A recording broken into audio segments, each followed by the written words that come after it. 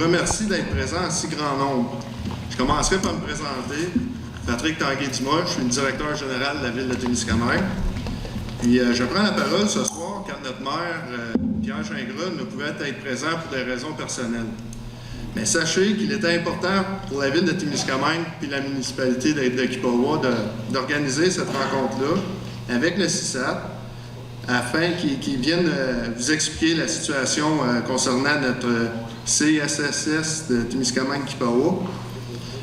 Je vous présente Mme Caroline Roy, PDG du CISAT et son équipe. Ils débuteront avec une partie informative de la réunion, puis la période de questions va se faire à la fin de la rencontre. Avant de donner la parole à Mme Roy, j'inviterai M. Norman Young, maire de Kippawa, à faire le mot de bienvenue en anglais. Bonsoir tout le monde. Good evening, everybody. My name is Norm Young. I'm the mayor of the municipality of Kippawa, and I welcome you all here in such large numbers. I remember the last time was in 2017 that I was in this hall with talking about fusion of the two centres de santé, us with Ville-Marie, and the concern was there then, and the concern is still there today. So it's really good to see you here supporting us this evening. I'm going to try to do it as much as possible in English for you people, and my friend Patrick will attempt to do it in French. And before we begin, we'll just have a little presentation of each one of us, the person sitting at the head table.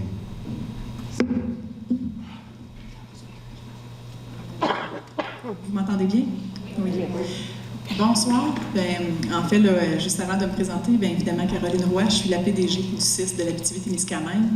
Merci d'être là ce soir. Une invitation qu'on a reçue de M. Gingras, de M. Young, lorsqu'on a eu l'occasion de présenter la planification pour la période estivale pour notre organisation, mais qui signifie vraiment une réorganisation des soins en santé, en services sociaux pour l'ensemble de la population. Un secteur bien affecté que vous avez vu dans cette réorganisation-là est effectivement le centre de santé de Témiscamingue-Kippawa. Puis immédiatement, M. Young me dit, j'aimerais ça, Caroline, que tu viennes parler à la population, leur présenter l'information, écouter leurs préoccupations. Puis vous allez voir ce soir, effectivement, on est là pour ça, avec toute l'information qu'on peut vous donner, répondre à toutes vos questions, mais également vous présenter un peu une vision de ce qu'on anticipe, nous, puis ce qu'on planifie, nous, comme action face à la situation puis au constat qu'on a depuis les dernières années, puis là, qui est encore plus frappant en période estivale. Donc, ce sera en 2 temps où on aura un temps informatif là, à vous présenter ce soir.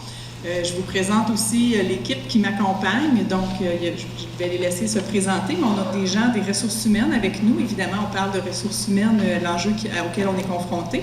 Je vais les laisser se présenter. Puis des gens qui habitent la municipalité de Témiscamingue-Kippawa, ville municipalité, qui sont à l'autre bout également, que je les laisserai se présenter dans l'équipe de direction qui nous accompagne ce soir. Donc, je passe le micro immédiatement. Bonsoir tout le monde. Donc, je suis Sylvie Latulippe, je suis la directrice des ressources humaines, communication et affaires juridiques au CISAT. Bonsoir tout le monde, ça me fait plaisir d'être ici. Moi aussi, Vincent Bélan, je suis chef de service en attraction de main-d'œuvre pour le CISAT également.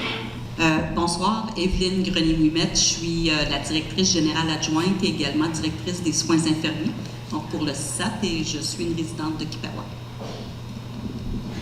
Bonsoir, Pascal Huard, directrice adjointe à la direction des soins infirmiers, responsable des services de santé physique pour le Témiscamingue, donc Témiscamingue-Kippawa ainsi que Ville-Marie, et je suis résidente de Témiscamingue.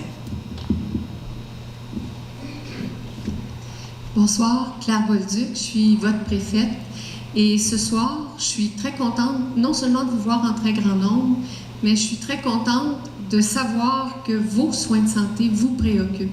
C'est le meilleur appui que vous pouvez donner aux élus qui sont ici avec vous, aux personnes qui sont impliquées dans le domaine municipal. C'est le meilleur appui que vous pouvez leur donner pour les messages que ces gens-là passent en votre nom régulièrement sur la nécessité des soins de santé chez vous, à Témiscamingue-Kippawa. Merci d'être en si grand nombre ce soir avec nous et bonne soirée.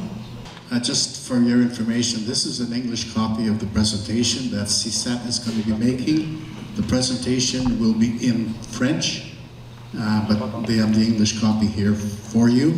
And and if you have a difficulty to understand, just to raise your hand, we'll make sure you get clarification. And I know we're here to discuss the shortage of nurses and lack of emergency services at our hospital till mid-September, which I tell you right now is not acceptable. And I also want to discuss the corridor from North Bay to Miskamang. That's been on the agenda for years. Nothing has been done about it. There's been talks, but nothing is done. And we also want to discuss ambulance service. Et pour répéter en français ce que Norm vient de dire, on est ici pour parler de la coupure de services à l'urgence qui est jusqu'au mois de septembre, mais aussi pour parler du corridor avec North Bay et puis le manque d'ambulance aussi. Mais donc, encore une fois, merci. Monsieur Young l'a bien mentionné, mais pour moi, de constater que vous êtes aussi nombreux, ça signifie que non seulement vous avez certainement des préoccupations, des inquiétudes, puis je vous le dis qu'ils sont légitimes face à vos soins en santé, en services sociaux, particulièrement en santé, parce qu'évidemment, là, je pense que tout ce qui a initié la rencontre de ce soir, particulièrement l'annonce de la fermeture temporaire partielle pour l'urgence de soir et de nuit à l'installation ici à Témiscamingue-Kippawa. C'est légitime parce que c'est des services essentiels, parce que c'est notre filet de sécurité en urgence, un service d'urgence, ça le dit. Puis je le reconnais et toute notre équipe le reconnaît. Puis je vous le dis, c'est un service essentiel qu'on va maintenir au Témiscamingue. Ça, c'est clair pour moi, c'est clair pour toute l'équipe. C'est une priorité sur laquelle on travaille actuellement. On va vous présenter tout à l'heure ce qui est en train de se faire. Mais n'ayez aucun doute sur la volonté du CIS de l'Abitibi-Témiscamingue à préserver ce service-là. S'il y a un message à retenir, puis j'espère qu'il peut vous rassurer un peu si vous aviez cette préoccupation-là, c'est clair pour nous que ce service-là est là pour rester. On va revenir à l'offre de services 24 heures sur 24 à l'urgence de Témiscamingue-Kippawa. J'espère qu'on va pouvoir le faire avant le mois de septembre. Présentement, on n'a pas les ressources pour le confirmer. On va vous présenter pourquoi, mais c'est clair que c'est un service essentiel. Et c'est pourquoi c'est important qu'on s'en parle, que vous puissiez nous poser vos questions, puis qu'on puisse y répondre. Et avec toute la transparence d'information, on va aller dans les vrais chiffres, puis on va aller dans les vraies données ce soir. Ce qui est important aussi pour nous de vous présenter, puis ce sera la deuxième partie avant la période de questions, c'est quoi le plan de match? Parce que présentement, vous allez voir, on a des constats qui nous ont amenés à dire, malheureusement, avec tous les efforts qu'on a faits, on n'a pas été capable de maintenir l'urgence de Témiscamingue-Kippawa de soir et de nuit pour cet été. Mais on fait quoi avec ça? On fait quoi maintenant? Puis ça, on va vous présenter parce qu'on a vraiment mobilisé beaucoup d'actions, beaucoup d'équipes pour être capable même de sortir de nos sentiers battus et même sentiers qui sont habituellement autorisés pour être capable de s'assurer de revenir le plus rapidement possible, non seulement au service d'urgence de soir et de nuit à Témiscamingue-Kippawa, confirmé, consolidé, mais être capable de consolider en continuité tous les services qui sont donnés ici. Ce que je suis en train de dire présentement, vous allez le comprendre plus tard, c'est qu'on a une très grande précarité dans nos offres de services, ici particulièrement au sud du Témiscamingue, parce que, vous m'avez sûrement entendu le dire à plusieurs reprises, on est dépendant de la main-d'œuvre indépendante. La main-d'œuvre indépendante, en fait, je vais vous dire en quelques mots ce que c'est. Ce sont des agences de location de ressources humaines, en fait, là, des agences qui emploient des ressources humaines qui sont des infirmières, des préposés aux bénéficiaires, donc tout type d'emploi. Puis nous, on a un contrat avec l'entreprise. Quand on a un contrat avec l'entreprise, il n'y a rien qui oblige l'entreprise à maintenir ses engagements. Il n'y a rien qui oblige les ressources à maintenir leurs engagements. Donc, à 8 heures d'avis, on peut apprendre qu'une infirmière ne viendra pas faire son corps à l'urgence. Et vous allez comprendre tout à l'heure, on est confronté à une réalité où ici au Témiscamingue, puis particulièrement dans le sud du Témiscamingue, on était très dépendant de cette main-d'œuvre-là. Vous allez voir les chiffres tout à l'heure. Ça nous met une très grande précarité, puis encore plus, une petite équipe qui est présente, relative petite équipe. On va vous montrer les données tout à l'heure, ce qui fait en sorte que, aussitôt qu'il en manque 1, 2, 3, rapidement, on est confronté à une situation où on n'y arrive plus dans notre capacité à rendre les services. Ce que je vous propose ce soir comme séquence de présentation, évidemment, ce sera en français. La période de questions, on pourra la prendre en français, en anglais sans problème, on va pouvoir être capable d'y répondre. Vous avez la présentation en anglais pour ceux qui la voulaient. Donc, on va vous présenter ce qui nous a amené à faire ce constat-là, puis à faire la réorganisation en planification estivale, particulièrement pour ici le Témiscamingue. Puis par la suite, mes collègues au niveau des ressources humaines vont vous présenter c'est quoi notre plan de match. Puis je vous le dis, le plan de match, on veut le partager avec vous. On va être heureux si vous voulez même collaborer avec nous pour faire partie de ce plan de match-là. On s'en reparle un peu plus tard, mais vraiment notre volonté, c'est ça aussi, de pouvoir le faire avec vous puis que vous soyez partie prenante de ce qu'on peut faire pour maintenir les services le plus rapidement possible et consolider ici au Témiscamingue. Was saying that all the services that we have here in Témiscamingue are here to stay. We know that right now we had no option but to stop some of the services, but that's a very temporary solution for us. We didn't have much choice, and you'll understand why when we show you the numbers that we have. As you all know, we need so many nurses to run an emergency department or like a short-term department or a long-term care department, and you will see that we do not have those numbers anymore. Unfortunately, we've had for many, many years had to rely on agencies, nursing agencies. So we have contracts with them, and basically what they do is they rent us nurses, they give us nurses, and unfortunately they do not have they have the option not to honor their contract. So within like an 8-hour period, they can actually decide to cancel a shift. And very rarely those agency nurses come for one shift. They come for a series of shifts. So we might be stuck having to cover 10 shifts, for example, and at the very last minute. We were very fortunate to have some of those agency nurses for a long time. However, the context right now is so that they don't honor their contracts anymore, and they choose to work elsewhere as well. So Caroline was saying that all the emergency services and all the other services that we have here in Témiscamingue are services that are for us essential. We will be looking to work with people from the Témiscamingue and Kipwa area to find solutions. We want to find solutions with you guys, and we want to see how we can work this out together. Donc, en fait, la pénurie de personnel, c'est vraiment l'enjeu principal auquel est confrontée toute l'organisation actuellement. Je dis toute l'organisation, mais c'est toute la région. Vous le savez, actuellement, dans les entreprises, les commerces, les restaurants, la pénurie de main-d'œuvre est partout. C'est pas rare de voir un commerce fermé, un restaurant ne plus ouvrir le lundi, des heures diminuer au niveau de certains commerces parce que la pénurie de main-d'œuvre, qui est associée beaucoup à la diminution de la main-d'œuvre disponible sur le marché du travail, parce que la courbe démographique est celle-là, puis on le savait, et donc c'est pas une surprise. Et donc, cette pénurie de main-d'œuvre-là amène toutes les organisations, tous les employeurs à modifier leur offre de service, à modifier leurs heures d'ouverture, à fermer parfois certains services à leur clientèle. Évidemment, quand on parle de santé, de services sociaux, on ne peut pas dire on va fermer un lundi, on ne peut pas dire on va couper une branche de nos services complètement parce que c'est des services essentiels à la population, c'est clair. Mais il faut tout de même se réorganiser parce qu'il nous manque autant de main-d'œuvre que dans tous les autres commerces, dans toutes les autres entreprises. Présentement, au niveau des soins infirmiers, c'est 30% des infirmières qui nous manquent. Avec 30% de moins d'infirmières, c'est sûr qu'on ne peut pas réaliser les services comme avant, comme on le souhaiterait. C'est à peu près ce qui est constaté dans plusieurs entreprises au niveau de la diminution de la main-d'œuvre. Depuis à peu près 2 ans et demi, c'est très important comme diminution de main-d'œuvre disponible à chaque année. Puis depuis 2 ans et demi, on cherche à travers les équipes à réorganiser notre façon de faire pour maintenir à peu près tous les services, mais de façon différente. Il y a plusieurs solutions à ça. Il y a de l'automatisation de certains services, donc de regarder toute la technologie qu'on peut utiliser pour limiter finalement l'utilisation de ressources humaines quand c'est possible. Il y a profiter des compétences de chaque personne au sein de l'organisation. Une infirmière, c'est quoi sa compétence, puis à quoi elle est formée, puis qu'est-ce qu'elle seule peut faire? Bien, il faut concentrer l'infirmière à faire ça. Si on a d'autres tâches qu'un autre type d'emploi peut faire, bien, c'est comme ça aussi qu'on va réorganiser le travail.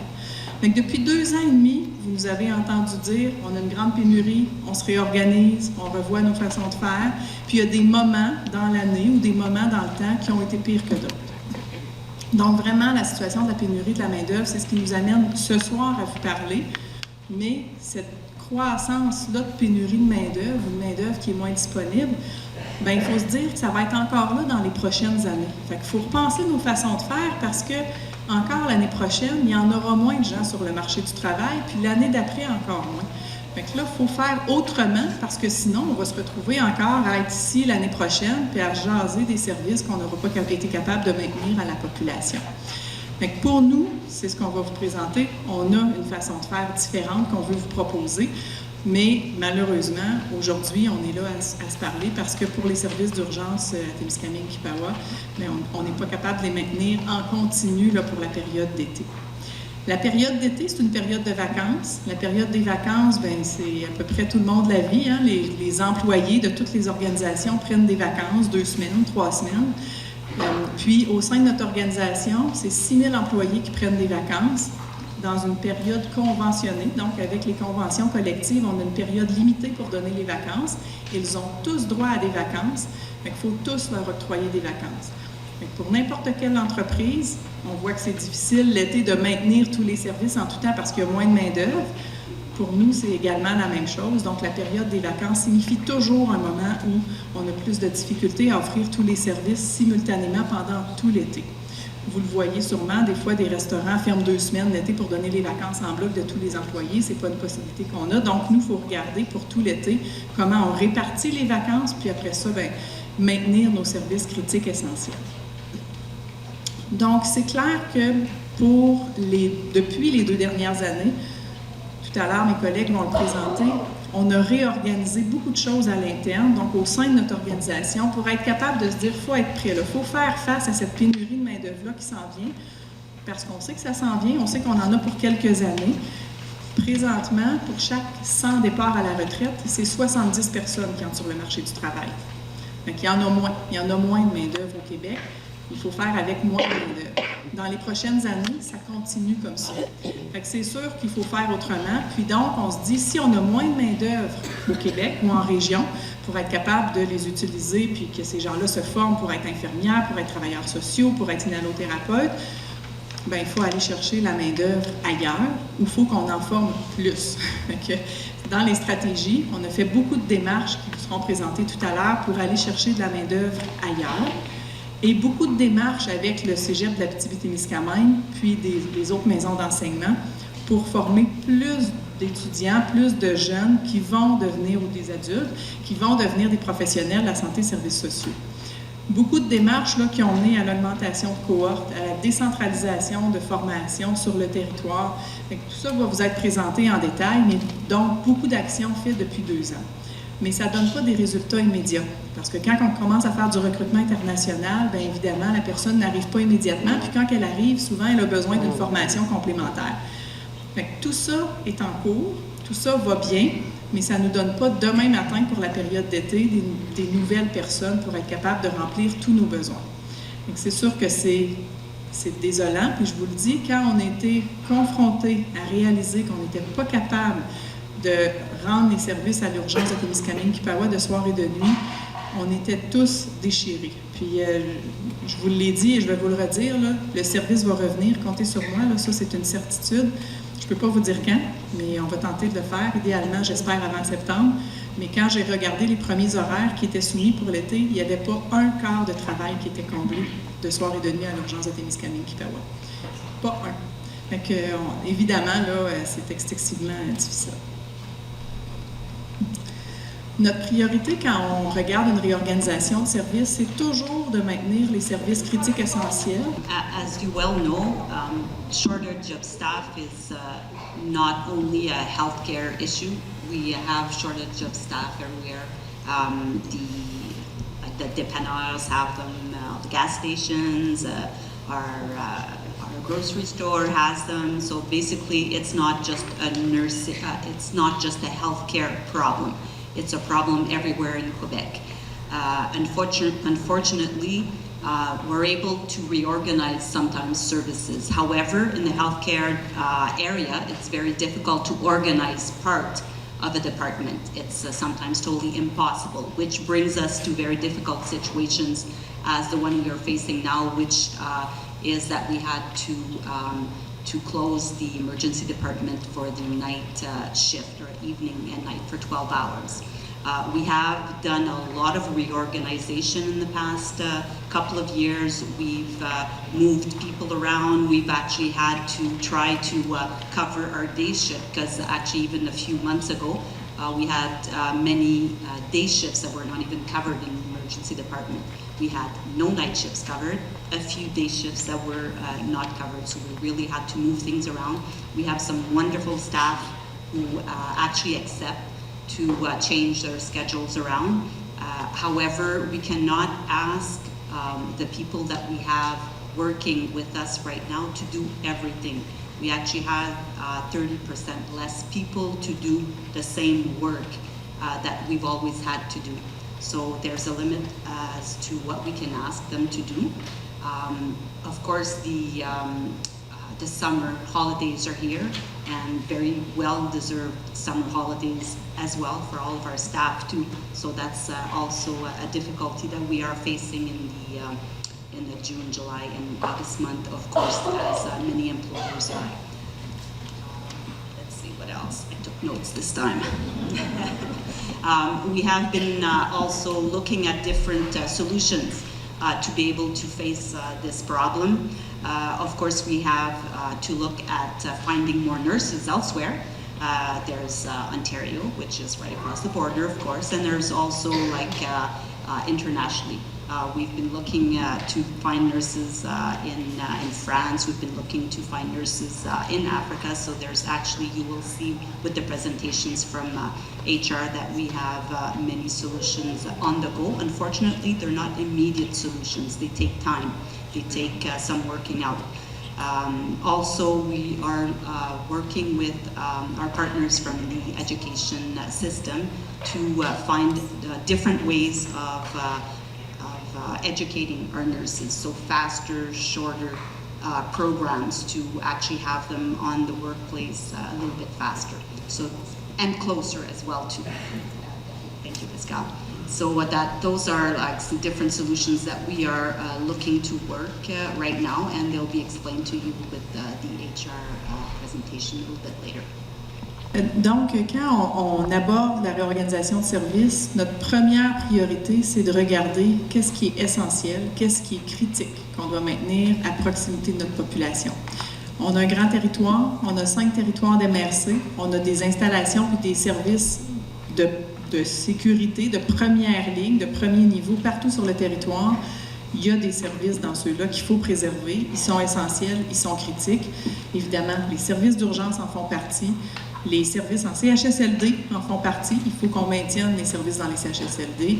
Les services en soins intensifs, vous avez 2 lits à Ville-Marie, en font partie. D'être capable de prendre soin des gens hospitalisés, ça en fait partie. D'offrir des soutiens à domicile, ça en fait partie. Donc, on identifie qu'est-ce qui est critique, qu'est-ce qui est essentiel.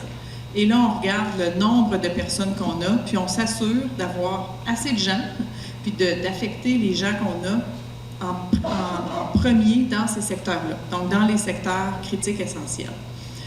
En région, on a un enjeu supplémentaire, je vous l'ai dit, on a un grand territoire, puis notre modèle d'offre de services en région, il est unique au Québec.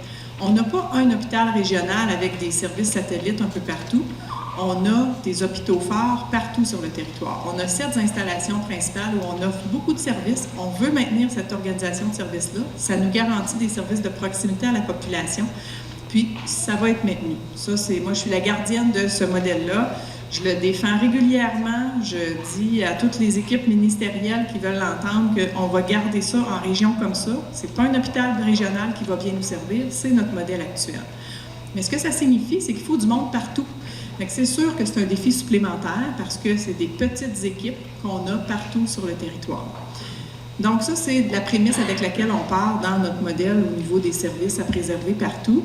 Puis là, évidemment, on a 30% de gens de moins présentement dans la majorité de nos types d'emploi. Donc, il y a certains services, il y a certaines réalités à lesquelles on est confronté. On n'est pas capable de maintenir tout. À Témiscamingue-Kippawa, on s'est rendu jusqu'à affecter un service essentiel, ce qu'on n'aurait jamais voulu. C'est pour ça que je vous dis, que je vous garantis encore qu'on va le garder, ce service-là, puis on va y revenir aussitôt qu'on peut, puis qu'on se donne un plan de match bien précis pour y arriver. Donc, dans la démarche, on a plusieurs personnes qui se sont réunies depuis plusieurs mois en fonction de l'été qui s'en venait, parce qu'on voyait ça s'en venir, puis on avait une bonne idée que ce serait très difficile cet été. Puis, on s'est dit, on va réunir les équipes locales, on va réunir les équipes par territoire, des médecins, des chefs de service, des équipes pour réfléchir ensemble. Y a-t-il des choses qu'on n'a pas pensées? Y a-t-il des solutions qu'on pourrait avoir ensemble pour maintenir le plus de services possible? Réorganiser nos façons de faire, réorganiser les équipes. Et ça s'est fait à Témiscamingue-Kippawa. Tout à l'heure, on pourra vous présenter ce qui s'est fait. Mais donc, on a réuni plusieurs équipes. De ça est sorti certains scénarios, certaines hypothèses qui ont été adoptées par un comité composé d'environ 50 personnes, là, de médecins, de gestionnaires, de directeurs, composés de tout le territoire, y compris de Témiscamingue-Kippawa, y compris de Ville-Marie, mais de tous les territoires, de toutes les MRC, pour se dire, les scénarios des mesures actuelles, c'est vraiment pas ce qu'on souhaiterait. On n'est pas content de la conclusion personne, parce qu'on aurait voulu tout garder, mais c'est le moins pire scénario. C'est celui qui a le moindre impact quand on considère la population, quand on a des choix à faire, parce que c'est des choix qu'on avait à faire. Tout ça a été présenté au conseil d'administration, puis a été évidemment présenté au ministère, dans le contexte où plusieurs autres organisations, les autres 6 CIUS de toute la province de Québec, ont fait des démarches similaires à celle-là ou différentes, mais plusieurs en sont arrivés à une conclusion où ils devaient eux aussi faire des diminutions ou des ruptures temporaires de certains services sur leur territoire. Basically, for the past many months, actually, we've asked our clinical teams to work on different possibilities and scenarios to rearrange and reorganize the services without having to stop any services. We came up with different possibilities that were actually submitted to a committee, which was actually composed of administrators, of doctors as well, from everywhere in Abitibi-Témiscamingue, and we had to make decisions that were the least bad decisions, basically. None of those decisions were decisions we wanted to make, but we had to make the decisions that made the most sense, and also trying to put in place different alternatives to actually compensate for those decisions that we've had to make. All of these solutions actually that were retained have been presented to our board of directors as well. And lastly, we know that we're not the only place in Quebec that is struggling with the nursing shortage. We know that there are other places, but what we really want to work on is what we need to do here with our population. Also, something very important that Caroline said at the beginning was that we are very proud of the organization that we have here in Abitibi-Témiscamingue, and we will defend it at all costs. Actually, Caroline is kind of the guardian of this model. We've had to defend it at the Ministry of Health. They find that we are not possibly sometimes the most efficient possible when we have services in 7 major cities throughout Abitibi-Témiscamingue. But we believe in that model. We think that they are essential services, and that's what we'll continue to defend. So basically, our services here in Témiscamingue, our emergency care services, are services that we definitely will have to work to get back on track. Les différentes mesures auxquelles on est arrivé pour cet été, puis qui ont été présentées le 16 juin dernier à l'ensemble de la population, on voit que c'est pas égal, qu'il y a des secteurs où on se dit, il me semble que eux écopent moins, ils ont moins de diminution de services, alors que nous, on écope plus, on a plus de diminution de services. Ce qu'il faut savoir, c'est que par territoire, on a regardé le nombre de personnes qu'on avait dans chacun des territoires, puis c'est vraiment dépendant de ce constat-là qu'on devait appliquer certaines réorganisations. Donc, c'est vrai que c'est pas égal partout, c'est vrai que c'est pas les mêmes types de diminution de services partout sur le territoire, parce qu'on peut pas prendre des employés d'une MRC puis leur imposer un déplacement à l'autre. Si on était avec des moins grandes distances, on pourrait se dire, on va maintenir en premier tous les services d'urgence partout, donc affectons tous les employés qui ont la compétence d'urgence partout égale. Puis ensuite, on regarde d'autres services. Mais les distances sont tellement grandes qu'on ne peut pas, avec les conventions qu'on a, quand on a à parcourir 100-150 km, imposer à une infirmière, par exemple, de Rouyn-Noranda, de dire, tu vas aller travailler à Ville-Marie maintenant tous les jours parce que c'est à Ville-Marie qu'on a plus besoin. C'est vraiment là, cette réalité-là qui nous amène à regarder dans chacune des MRC puis chacun des territoires, donc Témiscamingue-Kippawa, Ville-Marie, Amos, Rouyn, Val-d'Or, Sainte-Terre, Malartic, donc toutes les installations, combien on a d'individus, puis donc combien de services on est capable de maintenir tel qu'on le souhaiterait. Look at all the services globally in the region. It might not appear to be very equal amongst all the cities what we've had to reduce as far as services.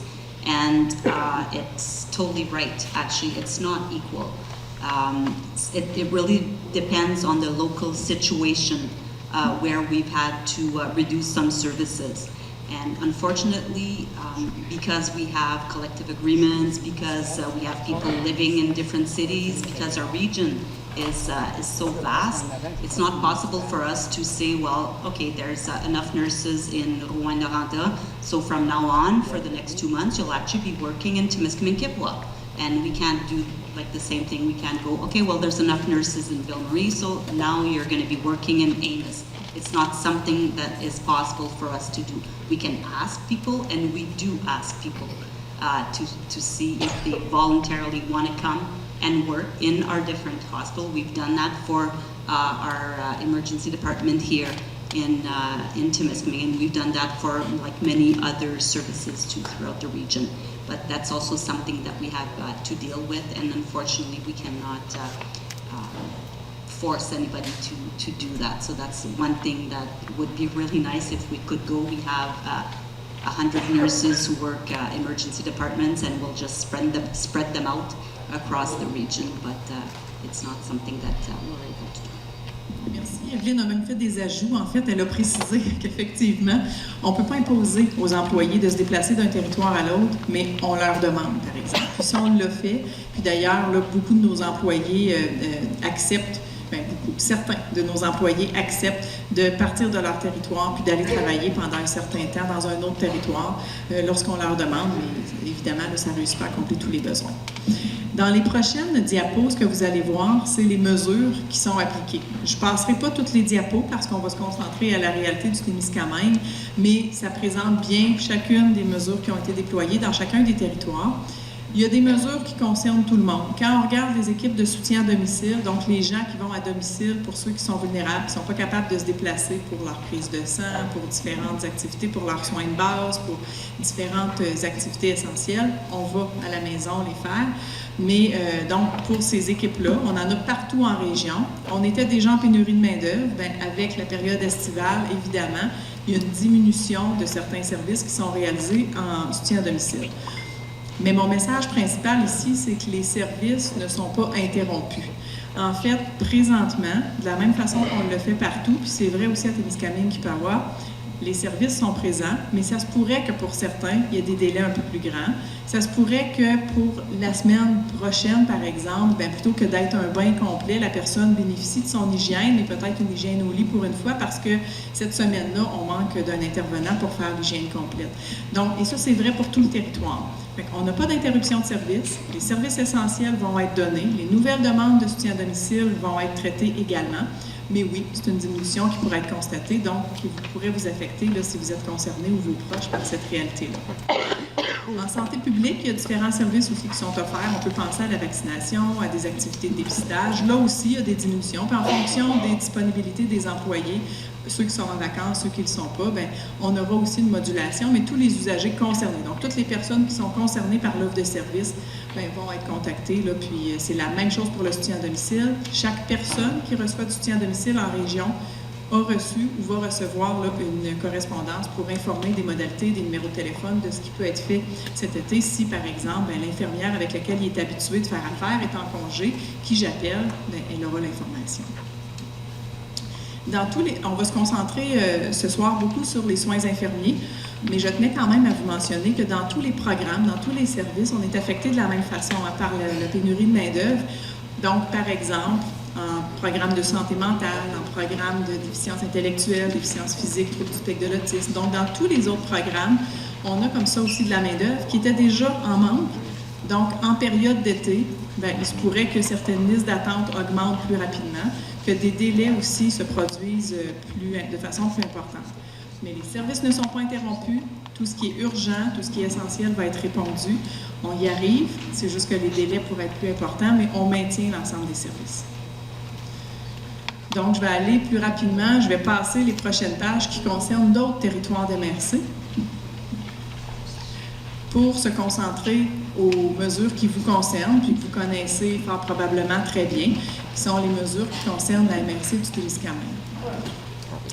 En fait, pour la MRC du Témiscamingue, puis je l'ai dit, de la même façon, croyez-moi, là, partout sur toutes les plateformes, pour la période estivale, c'est à Témiscamingue-Kippawa que ça nous fait le plus mal. C'est là où on doit contraindre l'accès à un service essentiel, qu'on considère nous-mêmes essentiel, pour lequel on va s'assurer d'avoir les filets de sécurité, on va s'assurer d'offrir des services de qualité à la population, mais c'est pas ce qu'on veut. C'est ça, je tiens à vous le dire, là, vraiment, on était déchirés de devoir appliquer cette mesure-là. Il s'agit de la fermeture temporaire qui est en vigueur depuis le 12 juin.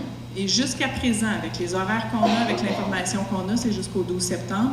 Mais je vous l'ai dit, si on peut ouvrir avant, c'est clair qu'on va le faire. Donc, évidemment, on va vous en informer. Vous allez être les premiers informés de la situation. C'est une rupture temporaire partielle qu'on appelle. Temporaire parce que c'est de soir et de nuit, donc c'est 12 heures. Puis c'est-à-dire temporaire parce qu'elle va durer seulement une période de temps donnée. Puis partielle parce que c'est les heures qui sont 12 heures sur 24 de fermeture, alors que de 7h30 à 19h30, les services sont ouverts 24 heures sur 24. Également, on a précisé dans les mesures pour Témiscamingue-Kippawa que les services de soutien à domicile, bien, il y a une période particulière où là, il y a vraiment une moins grande disponibilité des personnes disponibles pour faire le soutien à domicile. Encore une fois, il n'y a pas d'interruption de service, mais il se pourrait que la façon d'avoir accès au service soit différente, puis les personnes qui ont reçu ou qui vont recevoir une lettre là, ont toute l'information. Donc, de façon bien transparente, on pourrait dire à la population que c'est aussi une réalité pour Témiscamingue-Kippawa. The presentation that you have also talks about other municipalities, but Caroline has jumped right to the one that we're most concerned with tonight. And it's also the one that has the most drastic measures that we've had to implement. Of course, you know, the closure, actually, which is a temporary closure, but of the emergency department for the night shift. So that means from 7:30 at night till 7:30 in the morning. We are open during the day, but have to close at night.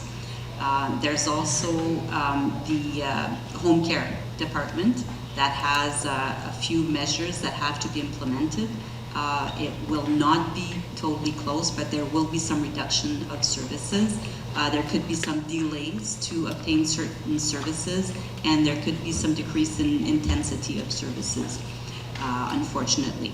However, everybody that has home care services will or has been contacted to explain that, and will definitely always have someone that they can talk to should there be any emergency concern. What we've had to do with the emergency department, but also with the home care department, is actually to implement safety nets, so alternatives to dispensing the different services, and that's also something that we'll be talking about later. Not in the same way as what we're used to, but something that helps us to reduce the impact of the reduction of the services. En fait, je vais vous le redire en français. Ce qu'on a besoin de faire, en fait, quand on réduit malheureusement des services, c'est qu'il faut s'assurer d'avoir des filets de sécurité pour mettre en place différentes façons d'offrir les services. Donc, ça peut être un corridor de service, ça peut être une façon différente là, quand même de rejoindre les usagers, la population pour offrir les services. C'est possible que ça ne soit pas de la même façon, de la façon qu'on connaît, mais c'est des moyens temporaires là, pour pouvoir réduire les impacts, en fait, des réductions de services là, qu'on doit mettre en place. En fait, avant de regarder l'état de situation du nombre d'infirmières qu'on a ici à Témiscamingue-Kippawa, M. Young là, a posé une bonne question. Les services ambulanciers, qu'en est-il?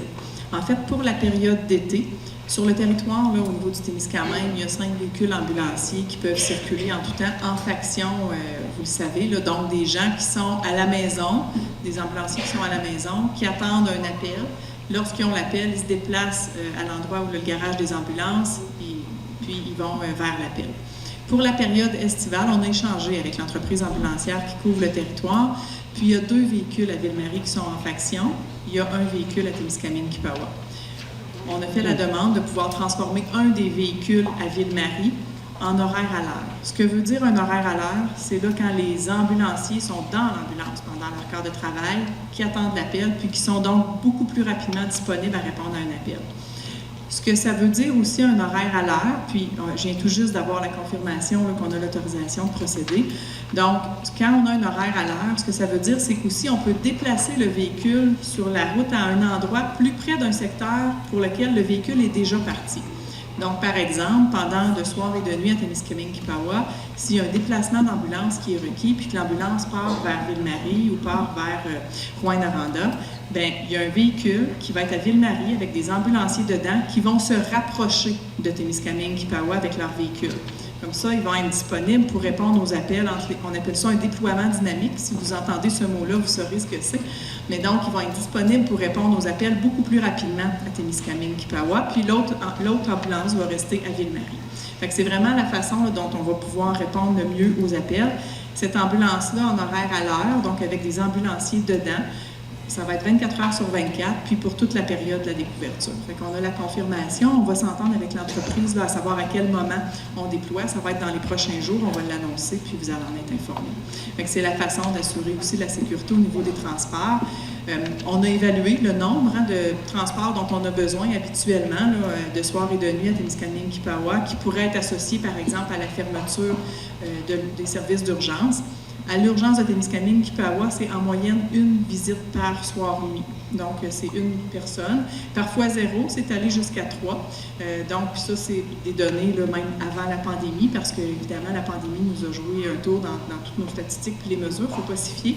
Mais donc, c'est vraiment l'historique qu'on a. Donc, avec ce que je viens de vous mentionner pour les services ambulanciers, là, on va être capable d'offrir la sécurité. Également, dans les autres façons de faire, M. Young a parlé aussi du corridor de North Bay. Le corridor avec North Bay, les discussions allaient bon train. En fait, on avait rencontré les médecins, les équipes cliniques, les directions administratives de North Bay tout juste avant la pandémie. On avait notre dossier complété. L'étape suivante, c'est de s'entendre avec les ministères. Parce que ce n'est pas le CIS de l'Abitibi-Témiscamingue qui peut faire un contrat avec North Bay, c'est les gouvernements qui doivent conclure l'entente. La pandémie nous a frappés. En fait, là, on a mis ce dossier-là de côté, évidemment. Puis, des fois, nous, on aurait voulu faire quelques discussions dans les derniers mois. C'est l'Ontario qui disait, nous, on n'est pas prêts, là, et inversement.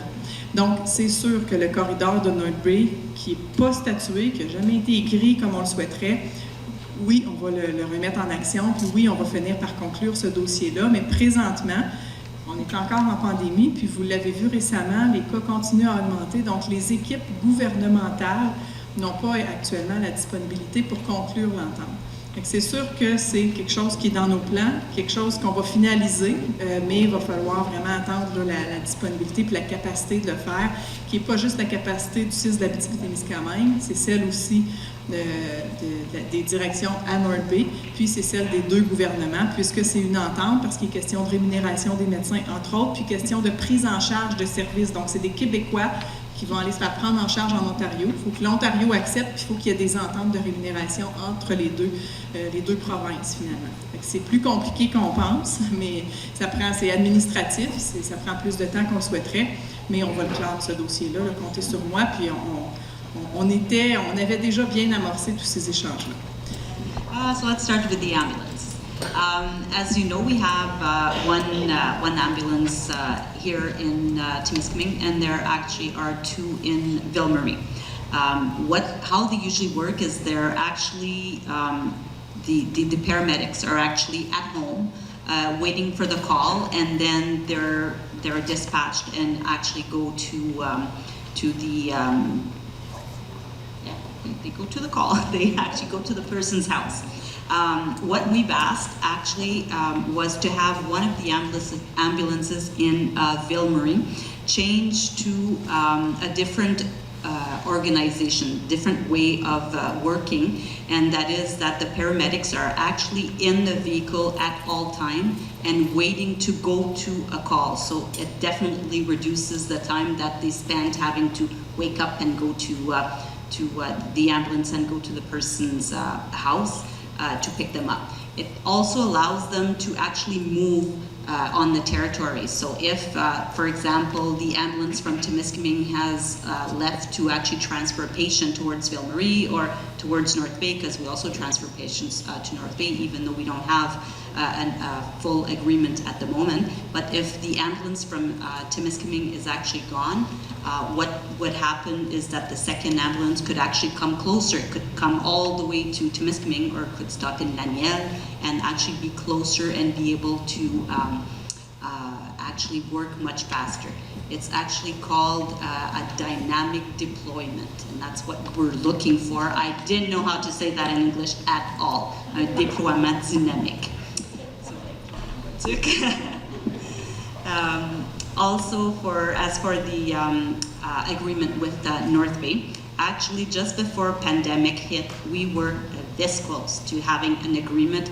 We had many discussions and actually meetings with the people from North Bay, with doctors, with the managers from North Bay, and we were all in agreement that it would be very beneficial to them, because they would actually have more people, more patients come to their hospital, but to us too, because it's actually a services that we want for our people here in Temiskaming Kippawa. Unfortunately, as we know, pandemic hit, and all the work actually and all the talks had to stop, because we had to concentrate, of course, on dealing with the pandemic. We would have been actually ready to start the talks again, but unfortunately North Bay were at a different stage than we were at about 6 or 8 months ago, and they weren't ready to resume the talks. Also, the next actually step for us is actually for our governments, so for the Quebec and the Ontario government, to actually talk and decide on an agreement between them. So it's much higher than us. We've done what we could. We've reached what we could do at our level, and now we have to wait for them to be able to do the work at their level as well. And of course, they're also busy with dealing with the pandemic, which is not over, as we know. And so that's our next step. So we're actually very confident that it's something that we'll be able to do within the next year, for sure. Nous allons vous présenter en nombre ce qu'on vous a dit là, depuis le début de la rencontre. En termes d'infirmières, donc en soins infirmiers, c'est les informations là, qui sont disponibles présentement à l'écran, le nombre d'infirmières qui sont disponibles présentement pour travailler à Témiscamingue, Kippawa, et le nombre qu'on aurait besoin. Donc, quand vous regardez la première colonne de gauche, c'est le nombre de personnes qu'on a besoin. Autant pour la longue durée, donc le CHSLD, l'unité où il y a les lits d'hospitalisation, l'urgence, le soutien à domicile, la santé courante en GMF, puis santé publique. Quand on additionne le nombre d'infirmières à Témiscamingue Kippawa dont on a besoin, c'est 16. On a besoin de 16 infirmières pour être capable de réaliser tous les services. Le nombre de personnes qui sont employées de l'organisation, donc d'infirmières qui ont un poste, là, qui sont employées, que c'est nos employés de l'organisation, mais il faut faire le 4 plus 3. Donc, la colonne suivante, titulaire, titulaire au travail plus les conjoints. Il faut faire la deuxième et la troisième colonne en addition. Donc, actuellement, on a 6 plus 4, on a 10 personnes qui ont des postes. Donc, on a 10 infirmières qui ont des postes à Témiscamingue Kippawa. Il y en a de celles-là qui sont absentes, donc il y a de ces personnes-là qui sont absentes. Puis, on a évidemment des postes qui sont non comblés. Donc, on est à la recherche de nouvelles infirmières pour combler les postes. C'est au nombre de 6. On a besoin de 6 nouvelles infirmières pour combler les postes. Quand on regarde ça, le constat qu'on fait, c'est qu'on en a 16 besoins, mais on n'en a que 7 personnes qui sont au travail. Il nous en manque 9.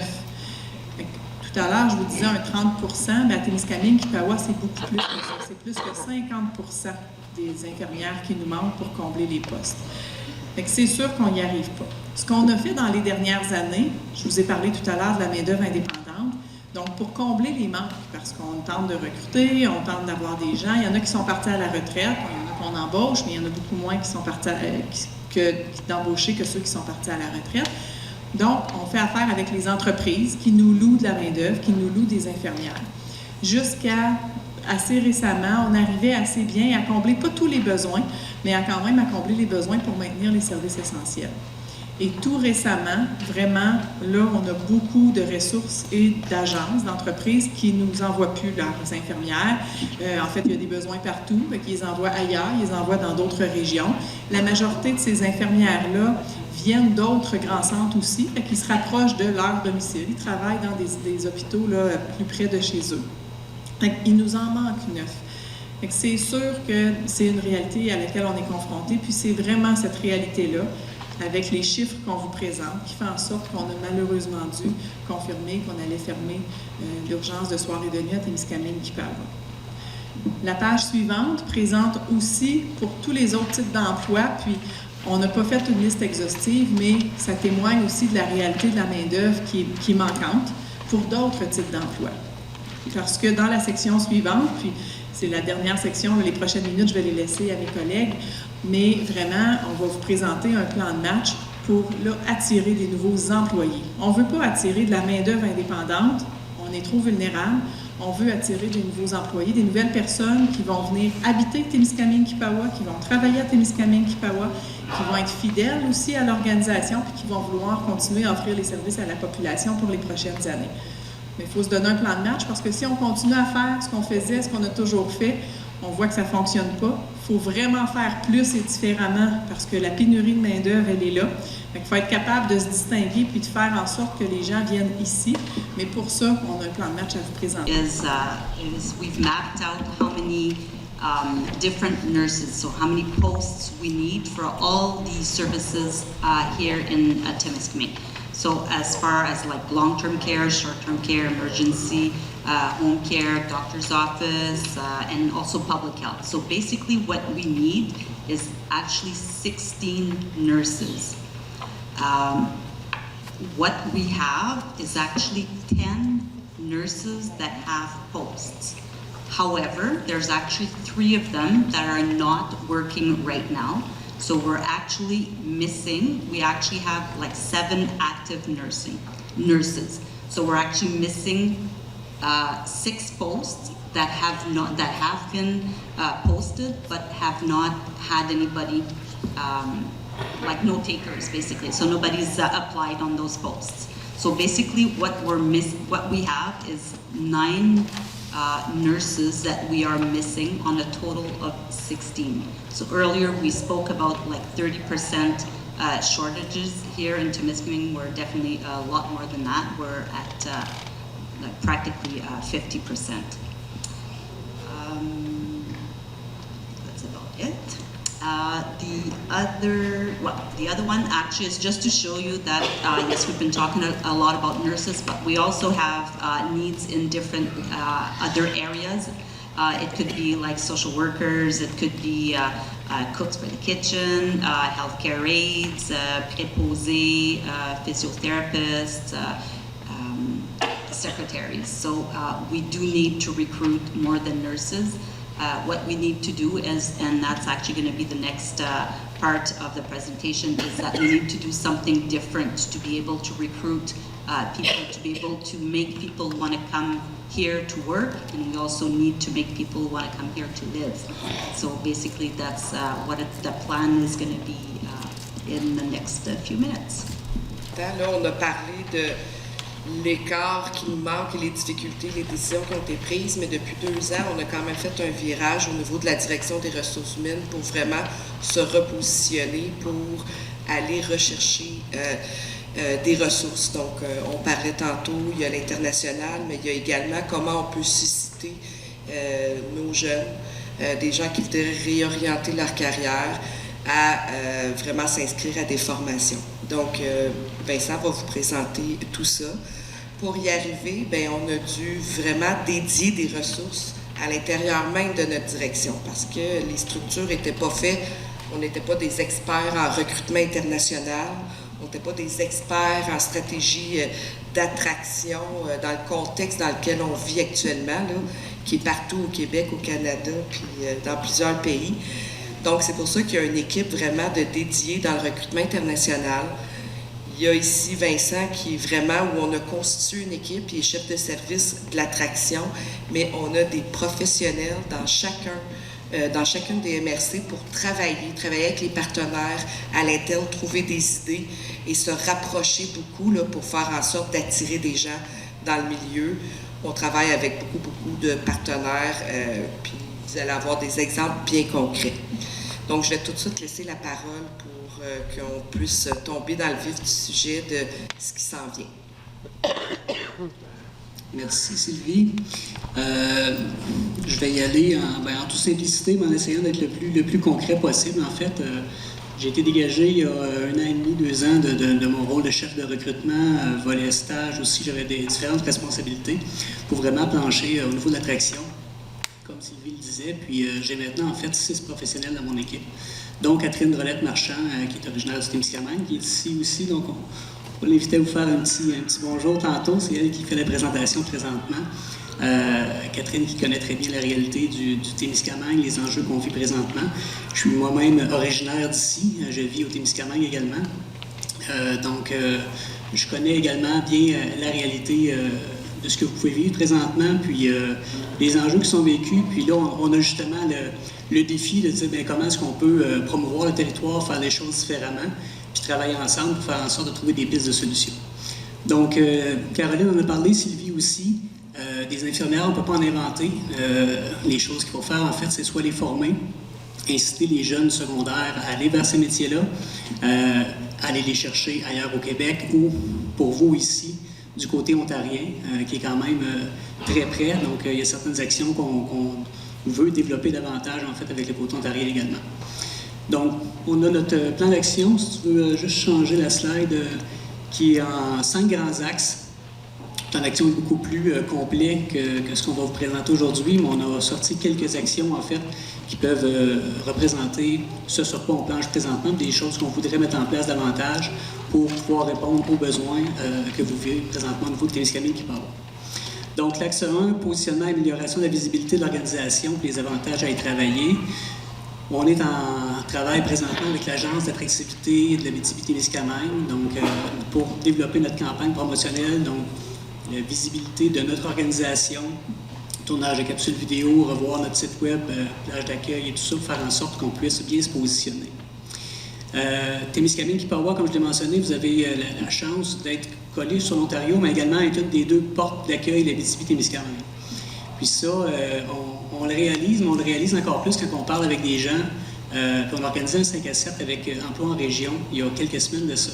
Emploi en région, c'est le regroupement des organismes de régionalisation de l'immigration du côté de Montréal, qui, eux, travaillent à faire en sorte que les personnes immigrantes puissent aller s'installer davantage, en fait, dans les régions. Puis, je parlais justement avec une médecin qui était médecin, en fait, dans son pays d'origine, mais qui est en train de faire l'attestation d'études collégiales pour devenir infirmière ici au Québec. Puis, ce qu'elle mentionnait, c'est qu'elle serait prête à s'en venir en région, mais que ce qu'elle souhaitait, c'est pouvoir être plus proche possible, en fait, de Montréal, parce que ses enfants vont demeurer là-bas. Donc, une des 2 portes d'entrée qu'on a, c'est Témiscamingue Kippawa, qu'on a la chance d'être à 6 heures, puis Val-d'Or de l'autre côté aussi. Donc, le positionnement géographique, je pense que c'est super important pour vous, proximité d'Ottawa, proximité de Toronto, des choses qu'on peut peut-être mettre de l'avant de façon plus importante. Puis, le volet qu'on va voir tantôt aussi, que le développement à l'axe 3 au niveau de la culture de stage, c'est aussi sur notre responsabilité. Ce qu'on sait, c'est il n'y a pas grand-chose de plus gagnant que soit de faire venir des personnes en séjour exploratoire pour qu'ils puissent venir découvrir la région ou de leur faire vivre en fait des expériences de stage au sein de l'organisation également. Donc, quelqu'un qui vient en stage pour une durée de quelques semaines, quelques mois, va faire en sorte de fraterniser avec les équipes, de découvrir le milieu. Donc, ça, c'est quelque chose sur lequel on veut focusser davantage également. Vous avez dû en entendre parler, on a fait des publicités là-dessus aussi. Il y a eu un séjour exploratoire qui est organisé en collaboration avec le Carrefour Jeunesse Emploi il y a quelques semaines, je pense 2 semaines en fait de ça, où est-ce qu'on a eu la chance d'avoir 6 candidats qui sont venus visiter Témiscamingue Kipawa, principalement avec les installations. Donc, c'est un séjour qui était dédié à la santé et services sociaux. Donc, on a eu préposés aux bénéficiaires, on a eu agente administrative, une infirmière également, puis une personne de la MOI, je pense même, qui a participé à ce séjour-là. Donc, c'est le genre de choses qu'on peut mettre de l'avant, puis qu'on peut faire comme un moyen spécifique. Une des choses qu'on travaille aussi, la campagne de promotion des postes et des emplois disponibles dans les lieux touristiques. Donc, on se dit, avec le parc Opémican qui est arrivé il y a quelques temps, il y a une affluence supplémentaire de tourisme au niveau du Témiscamingue. Donc, c'est une opportunité aussi à saisir pour des gens qui sont de passage, qui puissent connaître en fait les besoins qu'on peut avoir au niveau d'organisation. Ils peuvent vivre une belle expérience de vacances et peut-être se dire, ben, pourquoi est-ce que je ne resterai pas en fait ici? Unfortunately, I'm not going to be able to repeat all of this. Basically, what Vincent was saying is, because he also says things that are not on the paper, and he's the master of content right now. But what he was saying is actually the HR department had to put together a different action plan to be able to bring forward 5 major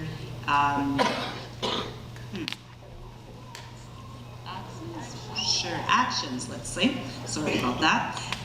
The first one actually being that we need to make sure that we're able to position Témiscamingue Kipwa as a beautiful place to live. We need to stand out from the crowd. We need to make people want to come here and live here and work here. Basically, there's actually quite a few actions that have been done in the past months. We've had a special happy hour. Basically, that was done like a working happy hour to make sure that people could actually come and see what we're about, what we can do, what we can offer here in Témiscamingue Kipwa. So it wasn't for the region, it was for here, basically. We also work with Carrefour Jeunesse Emploi, which is actually an organization that works with, I guess, 35 and under kids, I'll say. So we can actually attract them and make sure they're fine and they want to come and work here. There's also been a lot of promotion about the different positions and different posts and different employment opportunities that we have here in Témiscamingue Kipwa. So that was one of the first major action. Second major action was actually basically to do international recruiting. So we know that we cannot find nurses as much as we need here in Quebec, so we have to look elsewhere. So there's actually been quite a few actions to actually find nurses from, as we said earlier, like France, from Cameroon, Algeria, Tunisia, Maroc.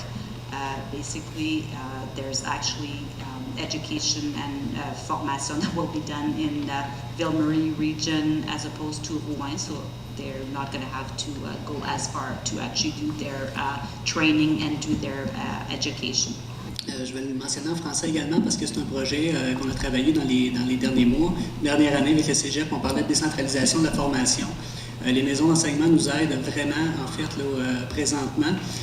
L'attestation d'études collégiales n'existait pas en Abitibi-Témiscamingue, donc le Cégep a accepté de mettre cette formation-là de l'avant pour qu'on puisse participer à un projet commun avec le ministère de l'Immigration, le ministère de l'Éducation, puis notre ministère, pour recruter des infirmières à l'international qui vont venir suivre une formation d'une durée d'environ 9 mois de mise à niveau pour faire en sorte de pouvoir pratiquer ensuite au sein de nos organisations. Donc, pour le secteur du Témiscamingue, ce que ça représente, c'est une douzaine d'infirmières qui vont arriver, en fait, au mois de septembre. L'arrivée est prévue pour ce mois-là. Donc, ils vont pouvoir commencer leur formation en octobre prochain. Donc, là, ce qu'on regarde à voir aussi, il y avait 2 de ces infirmières-là qui n'avaient pas le 9 mois à faire, étant donné qu'il y avait une pratique variée au sein de leur pays d'origine. Donc, on est en train de voir, en fait, là, eux vont arriver un peu plus tard sous un permis de travail, mais s'ils n'ont pas de stage à faire de façon précise, on veut voir si ce serait possible de les diriger directement, en fait, dans votre secteur. Donc, ce seraient 2 personnes qui pourraient arriver possiblement plus au mois de février prochain, mais qui pourraient quand même venir prêter main forte aux équipes. Fait que pour le volet international, ben Evelyne en a parlé aussi, là, donc on est en démarche beaucoup par rapport à tout ce volet-là.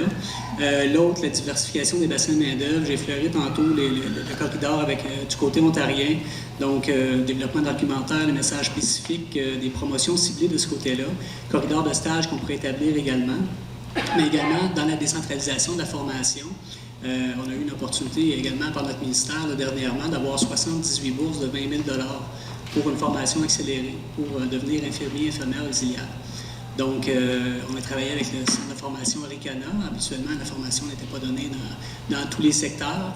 Donc, la première cohorte est partie au mois de janvier, où est-ce qu'on a eu une cohorte, en fait, à La Sarre, Rouyn-Noranda et Val-d'Or. Et là, le prochain groupe qui va partir début septembre, ça va être du côté d'Amos et du côté du Témiscamingue. Donc, on a 22 bourses disponibles, 20 000 $ pour former des gens en 14 mois pour qu'ils puissent devenir infirmiers, infirmières auxiliaires et un emploi garanti au niveau du CISAT suite à leur formation. Donc, très belle opportunité. La publicité roule depuis déjà un bon moment. On avait une rencontre cet après-midi justement avec le CFP Aricana. On est rendu à une vingtaine d'inscriptions pour le secteur du Témiscamingue. Donc, on peut en prendre 22. On souhaite atteindre le 22, puis on souhaite également qu'il y ait des candidates de votre secteur qui puissent s'inscrire également. On est regardé pour des modalités de transport aussi qui pourraient aider les gens à se déplacer parce que la formation va se donner du côté de Ville-Marie. Donc, voilà, grosso modo, les différentes actions qui sont en cours présentement. Puis, l'axe 5, qui est un incontournable aussi, qui est la collaboration avec les partenaires de développement d'une communauté locale attractive et accueillante. C'est sûr que ça fait partie des choses qui sont de base. On a beau mettre tout ce qu'on peut de l'avant pour faire en sorte d'attirer des gens, sauf que s'ils arrivent puis qu'on n'a pas de logement, on n'a pas de place en garderie, c'est les enjeux qu'on vit principalement, là, puis c'est partout au Québec, c'est partout comme ça. Mais on travaille avec les acteurs du milieu pour faire en sorte de trouver des pistes de solutions de ce côté-là également. Ouais. So basically, one of the other thing that they're working on is actually trying to develop more training opportunities so people can come here, work here, and see what the jobs are like. Fourth axis is actually to make sure that we do different types of courses. We've actually worked with the CEGEP to actually develop accelerated education programs, basically. We have one that's already started in Abitibi, and we'll have one in September that will be starting for, that will include actually the Témiscamingue area, and that's for nurses aid, RNAs. Lastly is that what we want to do is actually collaborate with the different partners to be able to to greet properly the people that are coming to work and live here. So to make sure that they're welcome when they get here to either do their training or to come and live here. So basically, what we need to do is actually work with our different partners to be able to do that. Dernier message que je souhaite vous transmettre, puis c'est probablement le plus important. C'est une proposition qu'on vous fait et que je vous fais personnellement, qu'on puisse travailler ensemble à trouver les solutions. Vous avez vu les actions qu'on souhaite mettre en place. Nous, on va offrir des opportunités de formation, des opportunités d'emploi temps complet garanti, sécurité à vie au sein du CISAT pour des gens qui vont travailler puis qui vont venir travailler ici à Témiscamingue-Kippawa. Mais on n'a pas toutes les solutions ou tous les leviers pour faire en sorte que ces gens-là choisissent de venir habiter ici, en fassent leur milieu de vie, qu'ils soient intégrés, accueillis au sein de la communauté. Puis ça, c'est la clé. En fait, les gens qu'on va chercher à former, à attirer, à faire en sorte qu'ils viennent s'installer ici, ne feront pas juste un choix de carrière. Hein? C'est des gens qui vont faire un choix de vie, qui vont apporter leurs conjoints, leurs conjointes, leurs enfants. Puis, il y a toute une communauté qui peut se mobiliser pour contribuer à plein de solutions. Présentement, dans d'autres territoires, on a des comités en place avec des citoyens qui ont le goût de s'engager puis qui ont le goût d'être autour de la table avec nous, avec les entreprises principales aussi du milieu, pour être capable de trouver des solutions. Puis des fois, là, ça peut être très simple, mais très compliqué pour la personne qu'on cherche à recruter. On peut identifier une personne, mais la personne, finalement, n'a pas de logement. Donc là, on regarde tout le monde ensemble. Où est-ce qu'on peut la loger? Elle a besoin de tel endroit pour se loger. Elle n'a pas de place pour son enfant en garderie. Mais je vous le dis, j'ai déjà personnellement trouvé une place en garderie pour un enfant d'un employé qu'on voulait recruter dans le secteur d'Amos, en contactant ma tante puis en lui disant, là, il faut trouver une gardienne parce qu'on a un enfant, sinon je perds un médecin puis une infirmière qui est sa conjointe. Fait que c'est comme ça qu'on peut faire la différence. Puis c'est comme ça aussi, si on trouve des solutions tous ensemble, qu'on peut trouver des solutions différentes de ce que nous, on va avoir, puis surtout qui vont correspondre à ce que le milieu ici peut offrir pour bien accueillir ces gens-là. Cet après-midi, j'ai eu un échange avec Marc Barrette, qui est le DG de Ryanair, avec également la direction des ressources humaines et leur président de syndicat. Puis, il m'a confirmé, M. Barrette, que je pouvais nommer ici ce soir qu'eux sont avec nous, qui vont être en partenaire, qui vont être autour de la table à trouver des solutions. Les solutions, ça peut être du soutien financier, ça peut être de l'aide à l'hébergement, ça peut être une façon d'accueillir les gens, ça peut être des familles qui parrainent ceux qui vont arriver. On vous a parlé là, de plusieurs personnes qui vont arriver dans le territoire prochainement. Ça peut prendre plein de formes, mais les meilleures personnes pour trouver la solution adaptée à votre milieu quand on va chercher à recruter puis accueillir ces gens-là, puis à dire pourquoi on est capable de se distinguer ici à Témiscamingue-Kippawa, bien c'est vous. Donc moi, c'est une invitation que je vous lance ce soir. Ce que je veux mettre en place ici pour Témiscamingue-Kippawa, c'est un comité, CISAT et le milieu de Témiscamingue-Kippawa, où évidemment on va pouvoir retrouver les élus du territoire s'ils le souhaitent. Ryanair nous a confirmé qu'il serait autour de la table, puis j'aimerais bien s'il y a d'autres personnes, des citoyens engagés, puis on pourra regarder là, qui souhaitent le faire, ou avec M. Young, M. Gingras, comment faire tout ça. Mais ceux qui souhaitent être avec nous, puis contribuer aux échanges et aux solutions, ça va nous faire plaisir là, de pouvoir le faire avec vous. So actually what we want to do now is actually we want to invite you to come forward and work with us to actually establish great living conditions for the people that will actually come and work here. What we want to do, like we can provide them with a job. As you could see, we have many opportunities, so they'll definitely be able to have work, but they also will have to live here. Some of them will be bringing families along with them, so they need daycare, they need to be able to shop, they need to be able to have different sports and different opportunities. So what we need to do is what we would like to do is actually work with a committee, form a committee with some of you.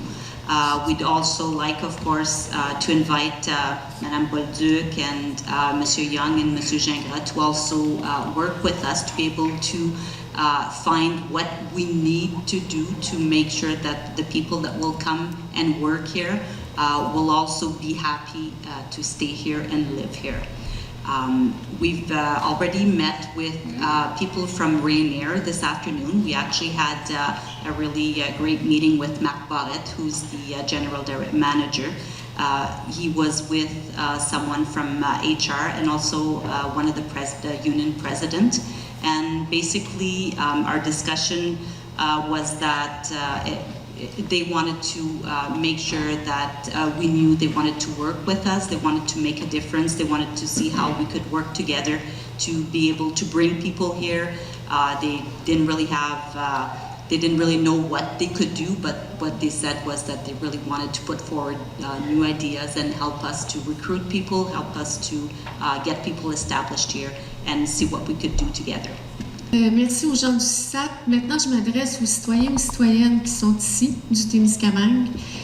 Vous avez entendu beaucoup d'informations ce soir, en 2 temps. Des informations qui touchent les ruptures de services qui vous sont actuellement imposées, qui nous sont tous actuellement imposées, mais particulièrement ici. Vous avez entendu aussi beaucoup de vocabulaire qui n'est pas habituel. On vous a présenté beaucoup de chiffres. Moi, je retiens un élément de la nécessité de la rencontre de ce soir, c'est que vous puissiez adresser vos questions. Vos questions, vos interrogations, ce sont des questions pertinentes. Vous avez le droit de les poser. Vous avez certainement des inquiétudes, elles sont légitimes. Et je vous invite à les exprimer. Les gens qui sont ici en avant ne sont pas là pour juger ou pour défendre une situation, mais pour comprendre votre situation. Et j'espère que vous ne vous gênerez pas pour prendre la parole. Cela dit, au moment où vous prendrez la parole, que ce soit pour des inquiétudes, des questions ou que vous soyez en mode solution, je vous invite à réfléchir au fait que toute proposition, si petite soit-elle, toute idée, même si elle vous semble absolument saugrenue, elle pourra être la bienvenue.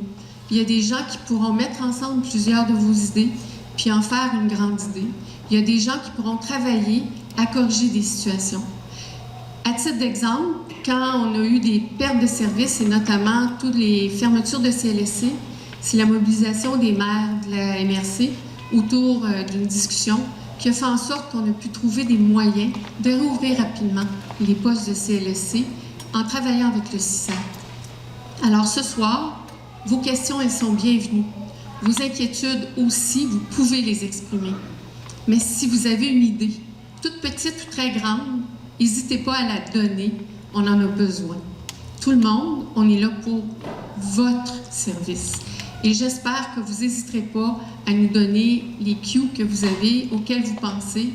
Des fois, c'est banal, on ne voit pas les bonnes idées, même si elles sont devant nous.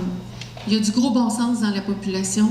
Je m'attends à ce que vous nous donniez quelques bonnes idées ce soir. Je vous remercie énormément de l'attention que vous avez eue à cette présentation-là. Numbers, sometimes the vocabulary is not usual for you, but now you are, as citizen, you have the right to ask questions. I know you have some concerns, I know you have some, and it's correct, you have the right to have the concerns you have. But with your questions, if you have any idea, the smallest one or the biggest one, all the ideas you can have, they are welcome. Because with all your ideas, with all the proposals we can group here tonight, we can find some solutions. And sometimes le gros bon sens, I'm sorry, there's no English term for that, but you can have with your ideas, common sense. Merci beaucoup. With your common sense, you can find some solutions for that situation. You have information about the services. You have information about what the CSAT want to do to have some more employees for your needs. But if you have any idea, it's a welcome idea. Please give us. Une comité conjointe pour travailler ensemble pour trouver des solutions. Juste quelque chose qui me frappe avec ça. On a déjà formé une comité 3 ans passés. On avait Brian, on avait les Premières Nations, on avait Témiscamingue, Kippawa. On avait plusieurs sur cette comité. C'est vous autres qui dites, on n'a pas besoin de ça. C'est vous autres, c'est ça qui a arrêté cette comité. On a même participé à des journées de carrière pour attirer des docteurs ici dans Témiscamingue, Kippawa. C'est ça qui est supposé faire le suivi pour emmener les docteurs. Viens visiter Kippawa, Témiscamingue. On a pris 7 noms là-bas. J'étais là avec Dr. Émile Baribeau. Puis on a parlé avec les docteurs pour une journée complète, des jeunes docteurs. Les autres bien aimés, la forêt ici, la pêche et tout ça. J'ai pas vu un docteur venir visiter Témiscamingue Kippawa. Just to say it in English, I want to thank you for the invitation to participate in a local working committee. We had that 3-4 years ago. It was formed. Ryan was there, Témiscamingue, Kippawa, the First Nations. It was a large committee. We really worked hard to move these issues forward for the shortage of doctors and shortage of nurses. Témiscamingue, Kippawa, I remember we put in, I think it was $30,000-$40,000 each to bring doctors here. We attended career days in Montreal to attract doctors here. I was there when 7 young doctors that come out of the school wanted to come and visit Témiscamingue, Kippawa. And it was CSAT's responsibility to bring those people here. I've never seen one of them come and visit us. So yes, we want to work with you, but it's got to be a two-way street here. It's got to be a way for both of us here, you know, and don't wrap us on the fingers. Juste une autre petite affaire avant que je quitte. J'aimerais ça que tu parlais de si tes infirmières anglaises veulent venir travailler ici à Témiscamingue. place. I just wanted to respond to if there's English nurses that want to come and work here. What's your response? Thank you. Yes, thank you. Je peux pas refaire le passé. Il y a 3-4 ans, en fait, ce comité-là, j'y étais pas. Ce comité-là n'était pas composé des gens que vous avez ici avec la formule qu'on souhaite mettre en place avec vous, la façon dont vous le souhaitez, ce qui fait du sens pour vous.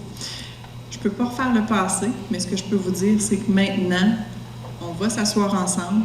La structure de l'organisation a complètement changé. Les gens ont non seulement changé, mais la façon de faire aussi, parce qu'on a maintenant des professionnels, des gens aux ressources humaines qui sont dans chacun des territoires et qui ne sont dédiés qu'à ça. Je ne suis pas garante de la conclusion. Je ne peux pas vous dire que dans 6 mois, dans 1 an, on va les avoir recrutés, les 9 infirmières, puis tous les employés. Mais ce que je peux vous dire, c'est que si on se met ensemble, on a pas mal plus de chances d'y arriver que si nous seuls, on tente de faire tous les efforts, parce qu'il y a des solutions qu'on n'a pas.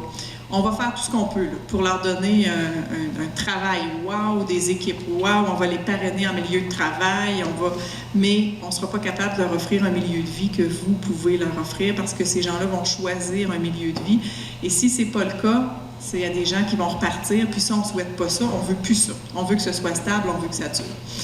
Donc, je ne peux pas refaire le passé, mais je peux vous garantir, par exemple, qu'on va s'engager ensemble, des deux côtés, puis comme vous le souhaitez aussi, avec la couleur que vous souhaitez donner ici, avec vous, pour être capable d'y travailler. L'élément concernant les infirmières anglophones, parce que M. Young a amené, lorsqu'on l'a rencontré il y a quelques semaines ou mois de ça, un élément en disant « Pourquoi on ne pourrait pas embaucher des infirmières unilingues anglophones? » Bien, j'ai dit « Je vais regarder ce que je peux faire. » La charte, actuellement, au Québec, ne nous permet pas de le faire. En fait, on n'a pas présentement les règles qui font en sorte que, normalement, là, on ne peut pas embaucher d'infirmières unilingues anglophones. Mais on a mis toute une équipe au travail, puis présentement, on est en train de finaliser les derniers éléments pour être capable, avec un programme de francisation, avec ce qu'il faut, être capable de pouvoir embaucher des infirmières unilingues anglophones. Ça va n'avoir lieu qu'à Témiscamingue-Kippawa. La réalité de votre territoire est vraiment particulière. On l'a défendu, on va continuer à le faire. Je lui ai même dit, moi, je suis prête à déroger des règles, pas trop, mais je suis prête à déroger des règles pour faire en sorte qu'on va embaucher des infirmières ici à Témiscamingue-Kippawa. Si la population dit « nous, on est prête à ça », on est prête à se faire accueillir par des infirmières anglophones, parce que c'est ça, moi, ma première préoccupation. Est-ce que la population est prête à accepter ça? Oui.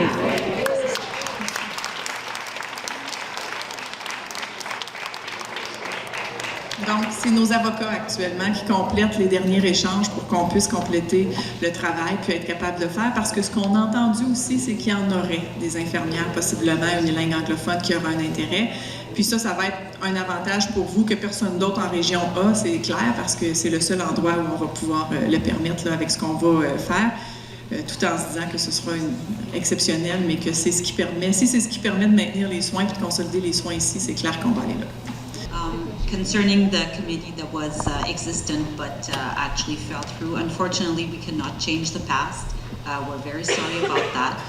Actually, none of us were in the same positions at that time as we are now.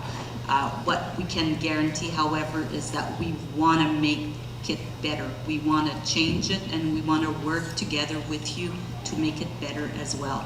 That's something that we've done too in other municipalities. We've worked with like the municipal councils, we've worked with different business owners and everything, and that's also something, if you are willing, of course, that's something we would like to do with you, because we actually believe that together we're much stronger than what we would be just alone, just us here at the CSAT.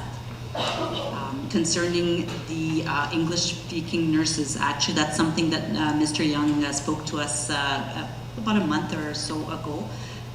Normally, the Quebec law doesn't allow us to do that. However, given the situation here, given that we actually need nurses, given that most of our population is either English-speaking or bilingual, and of course, if it's okay with the population, and we heard from the clapping that most people were actually very agreeable to that.